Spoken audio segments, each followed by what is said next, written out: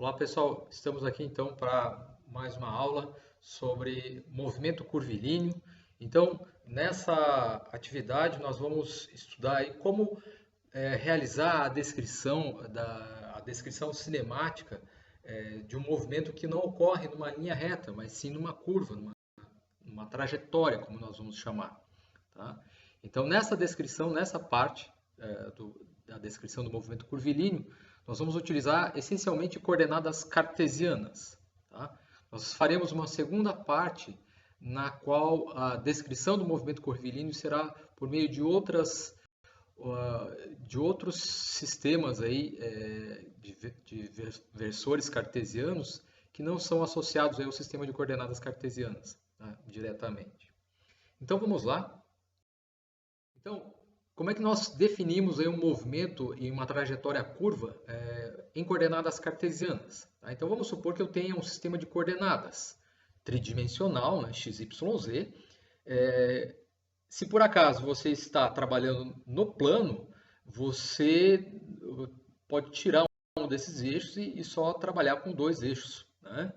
E o tratamento cinemático que você faz para um movimento unidimensional, ele não necessita o uso de vetores, tá? Mas quando você vai para o movimento bidimensional ou tridimensional, é necessário aí você considerar aí a notação vetorial no tratamento cinemático, tá? Então a diferença entre as variáveis, as grandezas cinemáticas que nós vamos ver, entre o movimento unidimensional e o bidimensional e tridimensional é que quando você sai do movimento unidimensional, você é obrigado a transformar as grandezas que eram antes apenas escalares em grandezas vetoriais, ou seja, a posição, a velocidade, a aceleração se tornam vetores. Tá?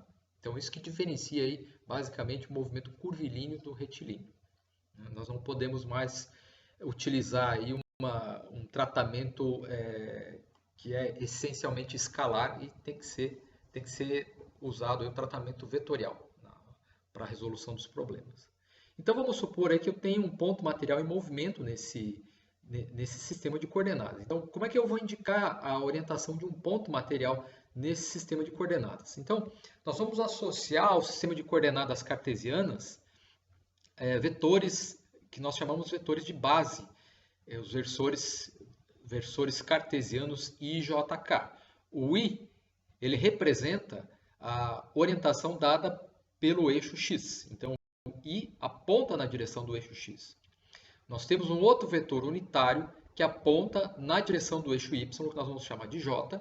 E nós temos um outro vetor unitário que aponta na direção do eixo Z, que nós chamamos de K. Tá? Esses vetores, então, eles são unitários, né? Ou seja, tem módulo, o comprimento deles é 1, né? E cada um aponta aí na direção dos eixos.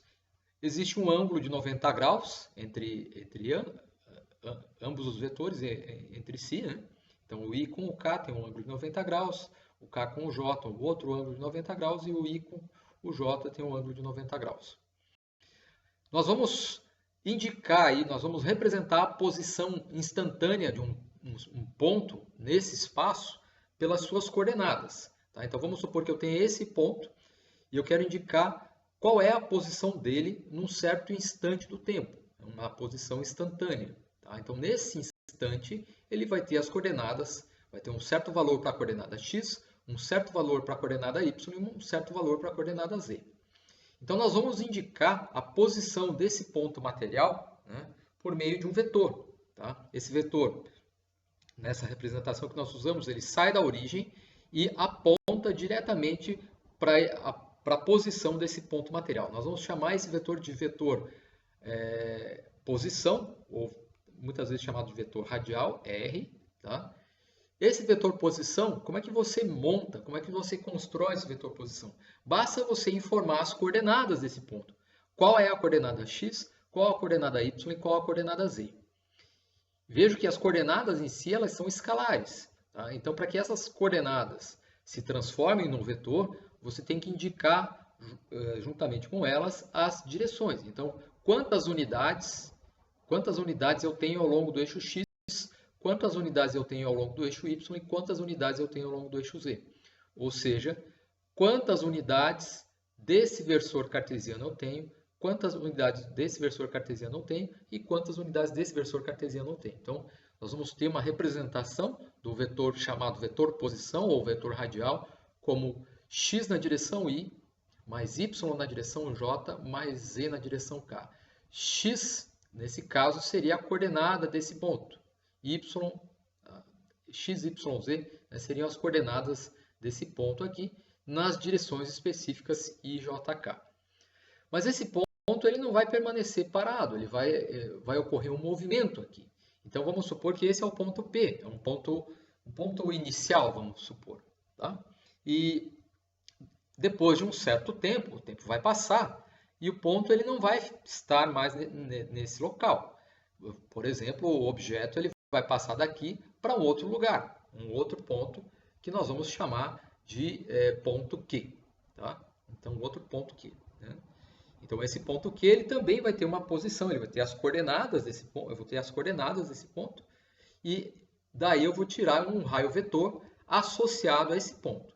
Tá? Então, RP seria o vetor posição que indica a posição do objeto, né, do corpo, do ponto material nessa posição, posição P, e esse vetor posição RQ é o vetor que indica para a origem onde está o ponto Q, em que lugar está aí o ponto material, né, nessa posição Q. Tá? Então, entre esse ponto e esse ponto passou um tempo. Né? E o corpo, ele para chegar de P, para sair de P e chegar em Q, ele vai fazer alguma coisa. Ou ele vai em linha reta, ou ele vai em linha curva, aí nós vamos ver. Tá? Por enquanto, eu não estou pensando como ele sai de P e como ele chega em Q. Tá? Então, nós vamos associar a esse par de vetores, né, o que nós chamamos de vetor deslocamento. Então, esse vetor deslocamento ele será dado aí pela diferença entre esses vetores. Então, o vetor posição final menos o vetor posição inicial. Aqui eu não indiquei por I e F, né, mas imagine que seria o inicial I e final F. Tá? Então, o vetor final menos o vetor inicial. Então, o vetor final, RQ, as posições associadas a esse ponto, menos o vetor inicial, as posições associadas a esse ponto. Então, quando você faz essa diferença, uma diferença de dois vetores aí, nesse espaço tridimensional, vai me dar o que nós chamamos de vetor deslocamento. Vejo que esse vetor ele é dado aí pela diferença, né? A diferença desses dois vetores. Vejo que a diferença vem da letra D, né? Você vai utilizar um D maiúsculo, um D grego, que é o delta. Então, delta R, a diferença entre esses dois vetores posição R. Tá? E essa diferença, RQ menos RP, né, vai ser igual, né, nós sabemos aí a álgebra de vetores, né, então você faz a componente I menos a componente I, a componente J menos a componente J, a componente K menos a componente K. Tá? E aí você tem um vetor, que é aí a diferença, dado aí o vetor diferença é construído a partir das diferenças das coordenadas, né? X de Q menos X de P, Y de Q menos Y de P, etc. Tá? E aí nós vamos chamar essas diferenças, né? Vejo que aqui é uma diferença em X, uma diferença em Y, uma diferença em Z e uma diferença no vetor radial R. Tá? Então, como eu falei, diferença, nós vamos utilizar a letra grega delta. Né? Então, a diferença entre os vetores radial final e inicial, tá? Final menos inicial, é igual a quê? Né? É igual a RQ menos RP. Tá? Então, delta R é RQ menos RP. Isso é igual à diferença das coordenadas X, a diferença das coordenadas Y e a diferença das coordenadas Z.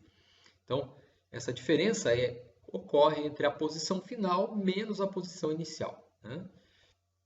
E isso, né, essa construção vetorial, quando você faz essa diferença, você obtém esse vetor, que nós chamamos aí de delta R, o vetor deslocamento. Então, RP mais delta R, esse vetor, mais esse vetor, me dá esse vetor aqui. Então, RP mais delta R me dá RQ, ou, se eu quiser, menos, né, o vetor oposto aqui é RP menos RP mais RQ me dá ΔR, ou que é a mesma coisa, RP menos RQ menos RP me dá ΔR. Então, esse é o vetor deslocamento como nós chamamos. Tá?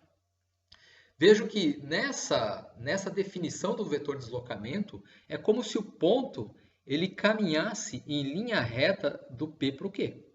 Tá? Mas como eu falei, pode ser que não ocorra assim, pode ser que ele faça uma trajetória aí diferente, que não é essa linha reta. Então, a pergunta que fica aí, que nós já vamos responder daqui a pouco, é como é que você converte essa linha reta no caminho executado aí pela partícula. Tá? Bom, então esse vai ser o caminho, né, a trajetória. Então, como é que nós convertemos esse caminho nesse caminho? Tá? Então, é a pergunta que nós já vamos responder. Então, o vetor posição, né, esse vetor radial, ele vai ser construído a partir dos versores cartesianos I, J, K, que estão fixos no sistema de coordenadas. Tá? Sempre tem a mesma orientação, né? Só vão mudar a menos que o próprio sistema de coordenadas que você tem também mude. Tá? Mas vamos pensar aí que esse sistema, por enquanto, está fixo. Tá? Então, esse ponto, ele vai, se eu tenho movimento do corpo ao longo do tempo, se há movimento, então esse vetor ele vai ter que mudar no tempo. E se esse vetor muda no tempo, as próprias coordenadas também variam no tempo. Então, o vetor radial, ele tem uma dependência temporal, ele muda no tempo para que exista o movimento. E essa mudança temporal no vetor radial diz respeito à própria mudança das coordenadas. Como a coordenada x varia no tempo, como a coordenada y varia no tempo e como a coordenada z varia no tempo. Tá? Então, vejo que essas funções x de t, y de t e z de t são as chamadas funções horárias do movimento. Então, como a coordenada x depende do tempo, ou seja, como a coordenada x, essa função, depende da hora. Então, por isso que se chama função horária da coordenada x, função horária da coordenada y, função horária da coordenada z.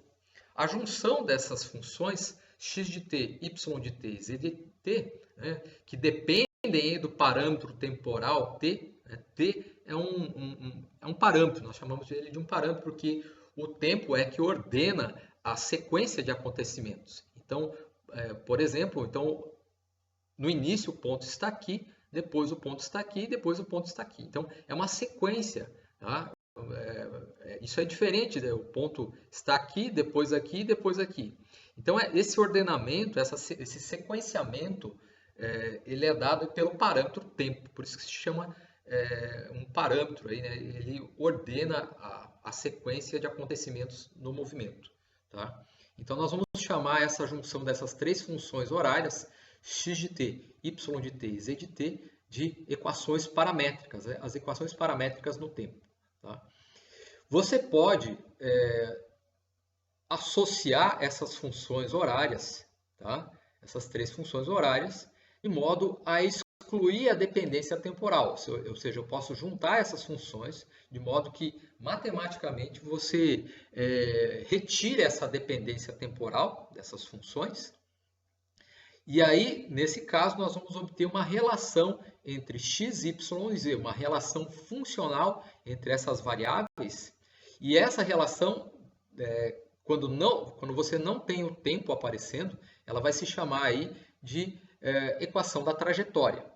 Nem sempre é fácil obter essa equação da trajetória. Muitas vezes é matematicamente difícil você eliminar o tempo dessas equações e, a partir dessa eliminação, produzir uma função única que represente a trajetória.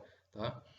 Mas quando você faz isso, associa as equações paramétricas e elimina o parâmetro t dessas equações, nós obtemos o que se chama a equação da trajetória, ou seja, a equação matemática que descreve essa trajetória no espaço aí tridimensional, por exemplo. Tá? Então, isso se chama curva trajetória. Tá? É exatamente o caminho seguido pelo corpo, pelo ponto material, ao longo do tempo. Só que o tempo não aparece aqui, nós temos aí só a representação matemática dessa curva. Então, por exemplo, você poderia ter aqui esse ponto descrevendo uma parábola, né? Ou descrevendo uma catenária, né? Então, para essas curvas, você tem equações matemáticas, né? A geometria analítica nos diz lá quais são as equações matemáticas que representam essas trajetórias, essas curvas no espaço, né? Ou no plano, né? Ok?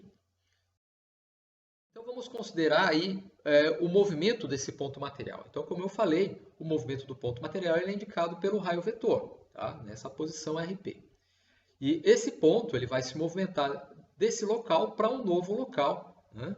Para um ponto Q, como nós vimos. E nessa descrição, nós podemos associar a esse movimento, o movimento de P para Q, um vetor deslocamento, né?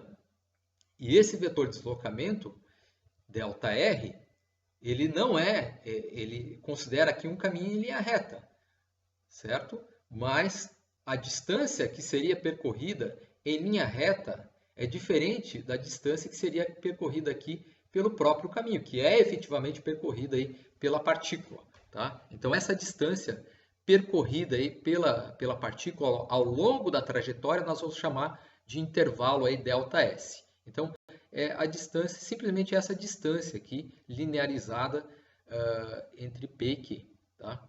Veja que aqui nesse gráfico é evidente que essa distância ΔS, nesse caso aqui, ela é maior do que ΔR, né? Porque ΔR consideraria aí o caminho retilíneo, em linha reta. Tá? Então, como é que nós conseguimos aproximar esse caminho desse caminho? Tá? Vejo que você pode, a partir dessa distância aqui, vejo que entre essa posição P e essa posição Q passou um certo tempo, certo? Então, com esse intervalo de tempo, ΔT, e esse intervalo de distância, né, que está associado ao módulo desse vetor ΔR, você pode construir uma velocidade. Então, a distância dividido pelo tempo. Tá? Então, ΔR dividido por ΔT. Vejo que isso vai me dar uma velocidade, mas não é a velocidade exata que você obteria se dividisse essa distância pelo mesmo tempo. Tá? Então, nós vamos criar aí o que se chama o vetor velocidade média. O vetor velocidade média ele é dado aí pela razão desse vetor deslocamento, né? O vetor ΔR, dividido aí pelo intervalo de tempo associado a esse deslocamento de P para Q. Tá? Então, se você divide esse vetor por ΔT, eu vou dividir todas as suas componentes, a componente x, a componente y e a componente z. Δx por ΔT, ΔY por ΔT e ΔZ por ΔT. Né? Então, por que nós chamamos isso de velocidade média? Porque quando você faz esse cálculo, né, quando você calcula a velocidade que você teria aqui, vamos supor, o módulo desse vetor, essa distância, dividido pelo tempo, obviamente vai dar diferente, o resultado vai dar diferente, vai dar menor do que daria se eu tomasse essa distância ΔS por ΔT. Então vejo que essa velocidade aqui, ela seria a velocidade se você considerasse esse movimento como o movimento aqui em linha reta. Então é a aproximação desse movimento curvilíneo entre esses dois pontos por um movimento em linha reta. Então como é que nós convertemos esse movimento curvilíneo, esse movimento em linha reta no movimento curvilíneo? Bem, basta você fatiar o intervalo de tempo em intervalos menores. Então, basta eu tomar aqui esse intervalo entre esses dois pontos em um intervalo menor. Então, o que eu vou fazer não é considerar o ponto Q, o ponto final, tão longe assim. Nós vamos aproximar esse ponto do ponto P.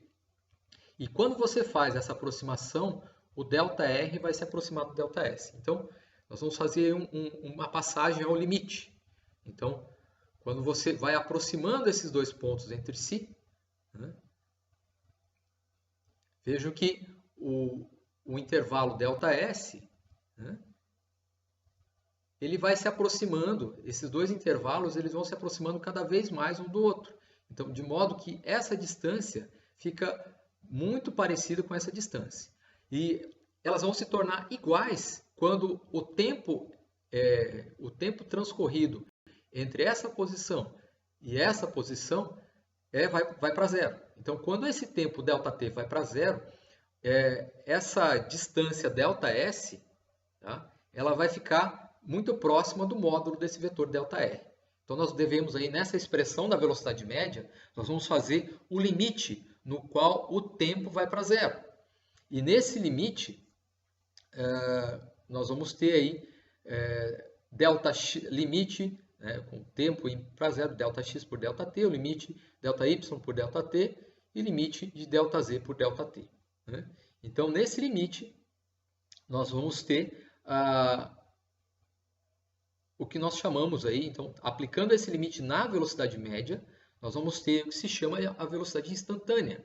Tá? E a velocidade instantânea é quando você transforma esse limite de uma razão aí de diferenças finitas, esse delta é uma diferença finita, então o limite da razão dessas diferenças finitas se torna aí uma razão de diferenças infinitesimais, ou seja, uma derivada. Então esse limite vai se tornar um dr dt, esse limite vai se tornar dx dt, esse limite dy dt e esse limite dz dt. Então essa é a definição de velocidade instantânea. A velocidade é dr dt e é igual a velocidade ao longo do eixo x, a velocidade ao longo do eixo y e a velocidade ao longo do eixo z. Todas velocidades instantâneas. Tá? Então, por esse processo de passagem ao limite, nós conseguimos aí calcular a velocidade não média, mas sim a velocidade em cada instante aí de tempo, em cada instante da trajetória. Então, eu posso associar essa velocidade calculada, dr dt, a cada ponto da trajetória, certo? Enquanto que a velocidade média ela está associada a um intervalo, a 2 pontos. E esses 2 pontos eles estão aí, eles estão posicionados em instantes diferentes de tempo. E a velocidade média só se torna igual à velocidade instantânea quando esse tempo aí, da velocidade média, esse intervalo de tempo vai para zero. Tá? E nesse limite, tá? No limite, quando o intervalo de tempo vai para zero, esse vetor ΔR, esse vetor azul, ele vai se tornando a reta tangente dessa curva, dessa trajetória. Tá? Então, no limite, né, quando ΔT vai para zero, essa linha azul vai se tornar aí o vetor tangente dessa trajetória. Tá? E aí nós vamos chamar esse vetor de vetor velocidade V, que é igual a dr dt. Tá? Esse vetor velocidade ele vai ter uma velocidade em x, a velocidade em x é dx dt, mais uma velocidade em y, dy dt, mais uma velocidade em z, dz dt. Tá? Então são as três componentes da velocidade, as componentes cartesianas da velocidade, e esse vetor ele vai ser aí tangencial à trajetória. Tá? Então, naquele limite, eu vou ter esse vetor aqui, e ele vai ser tangente aí à curva trajetória, tá? Em qualquer ponto, certo? Então, a decomposição desse vetor nos eixos cartesianos vão me dar aí que esse vetor ele tem uma parte no eixo x, uma parte no eixo y e uma parte no eixo z. Então, essa parte em x é dx dt, a parte em y, dy dt, e a parte em z, dz dt. Tá? Ok? Agora vamos ver a aceleração. Para a aceleração, nós vamos fazer algo semelhante, só que para você obter a aceleração, nós temos que analisar como a velocidade varia no tempo. Tá? Então, de que maneira a velocidade varia no tempo. Só que agora, no movimento curvilíneo, nós temos que fazer ΔV por ΔT, só que por vetores. Tá? Então, a nossa velocidade agora é um vetor, e por conseguinte, a aceleração também será um vetor. Tá? Então, nós temos que, para calcular a aceleração no movimento curvilíneo, eu tenho que analisar como o vetor velocidade varia no tempo. Tá? E vejam que um vetor, né, ele pode variar tanto em modo quanto orientação espacial. Então, mesmo que o módulo da velocidade não varie no movimento, tá? Você pode ter aceleração. Tá? Então, isso acontece, por exemplo, no movimento circular uniforme, um movimento aí que ocorre sempre na mesma velocidade num círculo. A velocidade é sempre a mesma. Tá? Mas mesmo nesse movimento circular, onde a velocidade é sempre a mesma, você tem aceleração. E essa aceleração está associada à mudança de orientação da velocidade tangencial nessa trajetória. Tá? Então vamos analisar aqui o vetor velocidade. Veja que aqui eu troquei os eixos. Veja que aqui não é mais o eixo x, não é mais o eixo y e não é mais o eixo z. Tá? Eu troquei os eixos para o sistema de eixos aqui é um sistema de eixos da velocidade, ou seja, nós vamos analisar agora o comportamento do vetor velocidade nesse espaço das velocidades. Tá? Então, no primeiro instante, no instante inicial aí que eu vou chamar lá no ponto P, o vetor tangencial à trajetória era esse. Tá? E ele estava associado a três componentes, a componente x, componente y e componente z. Então, com isso eu consigo construir esse vetor P nesse espaço de velocidades. Depois de um certo tempo, o ponto passa lá no espaço XYZ, ele passa para o ponto Q. E naquele ponto Q, eu vou ter um outro vetor que é tangencial àquele ponto, tá? Na trajetória, na curva trajetória. E esse vetor tangencial, vetor velocidade naquele ponto, ele vai ter componentes XYZ dadas aí nesse instante. Tá? Então vejam que quando você analisa a mudança desse vetor velocidade ao longo do tempo, tá? Esse vetor velocidade ele sempre tangencia a curva trajetória, lá no espaço XYZ, no espaço de posições. Mas aqui nós estamos analisando o vetor velocidade no espaço de velocidades. Então, esse vetor, conforme o tempo vai passando, ele vai mudando de ponto para ponto e vai construindo uma curva que não é igual àquela curva da trajetória, a curva que o corpo executa no espaço. Essa curva diz respeito à orientação da ponta da flecha, da ponta da flecha do vetor velocidade. Então essa curva nós chamamos de curva ortográfica, a curva que o vetor velocidade descreve aí no espaço de velocidades. Então entre esse ponto P e Q eu posso fazer a mesma coisa que foi feita antes, só que agora com os vetores velocidade. Eu posso associar aí uma diferença de velocidades, VQ menos VP. E essa diferença de velocidades, ΔV, né, me dá aí essa diferença de velocidades vetorial, VP menos VQ, está associada à diferença de velocidades para cada coordenada. A diferença das velocidades final e inicial no eixo X, a diferença das velocidades final inicial no eixo Y e no eixo Z. Tá? Então nós vamos ter aqui a variação da velocidade, a variação do vetor velocidade, ΔV, é ΔVx, ΔVy, ΔVz. Como é que nós lemos essa equação? Tá? Basicamente é assim. Então, como é que esse vetor varia daqui para cá? Qual é a variação desses dois vetores? A variação nas coordenadas em x, a variação nas coordenadas em y e a variação nas coordenadas em z. Né? Cada um no seu. Então, por essa passagem ao limite, né? Então, fazendo aquela mesma passagem ao limite, limite de ΔV por ΔT com ΔT indo para zero, né? Então, se eu faço a passagem ao limite dessa razão agora, né? Então vejo que isso aqui define a velocidade média, né? O intervalo de tempo entre a posição P e a posição Q é ΔT, e essa velocidade média definiria ali na curva ortográfica uma corda, ou seja, uma linha reta entre aqueles dois pontos, P e Q. Mas essa linha reta não é exatamente o caminho descrito aí na curva ortográfica. Então nós fazemos novamente o limite quando o tempo vai para zero. Tá? E nesse limite, esses limites dessas razões finitas vão se tornar aí a razão de diferenças infinitesimais e vai me dar a aceleração instantânea, tá? Vetorial. Tá? Então, no limite, esse ΔV por ΔT vai se tornar a derivada dV dt, dVx dt, dvy dt e dvz dt. Então, essa é a aceleração instantânea. Então, a aceleração instantânea no limite, né? Então, no limite, quando o tempo vai para zero, né? Desculpe, a aceleração média no limite, quando o tempo vai para zero, se torna aceleração instantânea, ou seja, a aceleração do ponto material em cada ponto da trajetória ou dessa curva ortográfica é dada por esse vetor. Tá? E esse vetor dv dt, nesse gráfico aqui, no espaço de velocidades, ele vai ser tangencial à curva ortográfica. Então, o vetor aceleração instantânea, ele é tangencial à curva ortográfica. Né?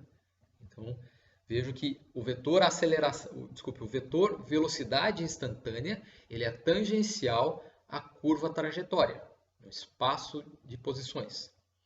E o vetor aceleração instantânea, ele é tangencial à curva ortográfica no espaço de velocidades. Então, essa aceleração ela vai ter três partes, três componentes. Uma componente que aponta ao longo da direção x, uma componente que aponta na direção y e outra componente que aponta na direção z. Tá? Veja que eu mudei a representação do espaço aqui, né? A escala, né? O que mudou aqui não foram as orientações. O eixo x continuaria apontando para cá, porque ia a direção x. O eixo y continuaria apontando para cá, porque essa é a direção y. E o z também na direção de cá. O que muda entre esse espaço de velocidades para o espaço de posições é justamente a unidade que eu estou usando e a escala que eu estou utilizando. Tá? Então, isso vai me dar aí curvas diferentes. No espaço de velocidades eu tenho a curva trajetória e o vetor velocidade tangente a essa trajetória. No espaço de velocidades eu tenho a curva ortográfica e o vetor aceleração tangente a essa curva ortográfica, certo? Então, de acordo com esse procedimento de passagem ao limite, né, nós podemos definir o vetor posição. Então, o vetor posição é dado pelas coordenadas cartesianas x, y, z, que quando existe movimento, essas coordenadas variam no tempo. E de acordo com essa variação temporal, né, se nós fizermos a derivada temporal desse vetor posição, né, então, no limite, quando o tempo vai para zero, eu analiso essa diferença ΔR por ΔT. Né? Então, essa razão dessas diferenças ΔR por ΔT, quando o tempo vai para zero, essa razão se torna a derivada, dr dt. Então, nós vamos escrever que a velocidade vetorial é a derivada do vetor posição no tempo, dr dt. E a mesma coisa para a aceleração. Então, a aceleração nós vamos definir como ΔV por ΔT. Tá? Então, simplesmente ΔV por ΔT é a aceleração média. Mas para aproximar a aceleração média da aceleração efetiva em cada ponto, a aceleração em cada instante de tempo, nós temos que fazer uma passagem ao limite. De tal maneira que esse limite, onde o tempo vai para zero dessa razão, dessa aceleração média, isso se torna a aceleração instantânea, dv dt, a derivada da velocidade no tempo. Tá? Então, o limite da velocidade média se torna a velocidade instantânea. O limite da aceleração média se torna a aceleração instantânea. Tá? Acho que eu falei a mesma coisa, né? Limite da velocidade média se torna a velocidade instantânea. O limite da aceleração média se torna a aceleração instantânea. Tá? Mas aqui o V, né, vejo que o V é dr dt. Então, eu posso escrever, na verdade, a aceleração como a derivada segunda do vetor. Então, outra maneira de escrever, né? Então, nós podemos fazer a seguinte definição. Então, esse é o vetor posição, outra vez. Vamos só escrever agora de modos diferentes. Né? Então, o vetor posição, o vetor velocidade. A partir do vetor posição, para você obter o vetor velocidade, basta derivar em relação ao tempo. Então, as derivadas temporais, a derivada temporal desse vetor é a derivada temporal dessa coordenada, a derivada temporal dessa coordenada, a derivada temporal dessa coordenada. Nós temos isso. Tá? Então, V é igual a dr dt, que é igual a dx dt, dy dt e dz dt. Mas essas são as velocidades instantâneas em cada eixo, Vx, Vy, Vz. Né? Nós podemos derivar outra vez em relação ao tempo e obtemos a aceleração. Então, a aceleração é dv dt, que é a derivada da velocidade em x, a derivada da velocidade em y, a derivada da velocidade em v, em z. Tá? Então, nós temos essa representação, né? Muito para você passar de uma variável cinemática para outra, de uma grandeza cinemática para outra, basta você derivar em relação ao tempo. Se você quisesse voltar, nós precisaríamos fazer uma integração. Tá? Aqui eu não incluí a parte da integração, né?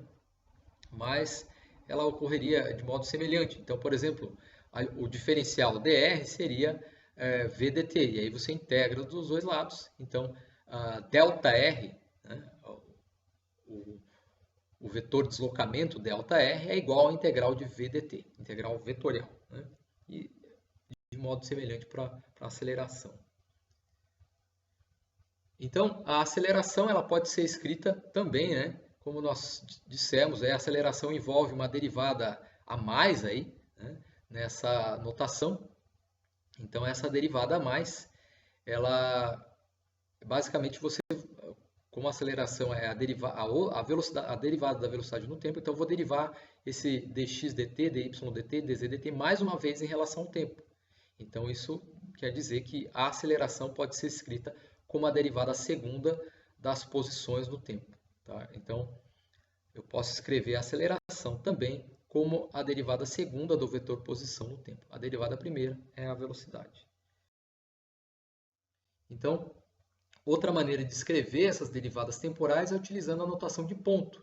Tá? Então, o vetor posição continua a mesma coisa. O vetor velocidade é r ponto, tá? Ou seja, a derivada temporal, né? A derivada temporal vai representar aí pelo ponto. Então, dr dt é dx dt na direção I, dy dt na direção j, dz dt na direção k. A mesma coisa para a velocidade, eu vou derivar outra vez e eu posso escrever que a aceleração, né? A aceleração é dada aí por dv dt. Então, a aceleração vetorial, a aceleração instantânea vetorial é dv dt, que é igual a dvx dt na direção I, mais dvy dt na direção j, mais dvz dt na direção k. Mas veja que essas velocidades, vx, vy, vz, vx é isso, vy é isso e vz é isso. Então, essa aceleração ela pode ser escrita também como a derivada segunda. E a derivada segunda envolve dois pontos. Então, eu posso escrever também o vetor aceleração instantânea como r dois pontos, né? Que é igual à derivada segunda da posição no tempo na direção I, a derivada segunda do x no tempo na direção I, a derivada segunda do y em relação ao tempo na direção j e a mesma coisa em z. Tá? Então, essa é outra anotação que nós vamos ver aí, utilizar nos cálculos aí, de dinâmica das máquinas. Okay? Então, resumindo aí, para você descrever o movimento curvilíneo utilizando coordenadas cartesianas, nós vamos utilizar esses versores I, J, K. Esses versores eles não mudam com o tempo, eles estão fixos no sistema de coordenadas, certo?